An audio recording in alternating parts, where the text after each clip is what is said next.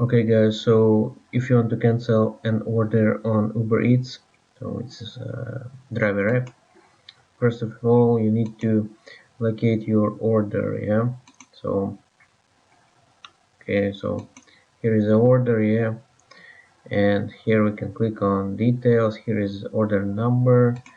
So let's click on details. Yeah, here we can see that what we have ordered. So Coke can, some chicken, yeah, from back.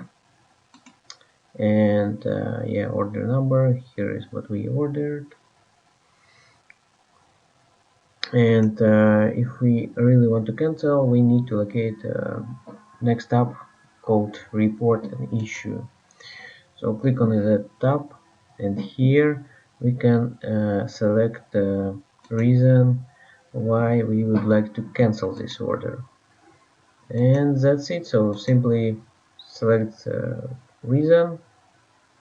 Yeah, order not ready. Yeah, click on cancel, and that's it. So really simple and easy. So if any questions, please comment under this video and I will help you.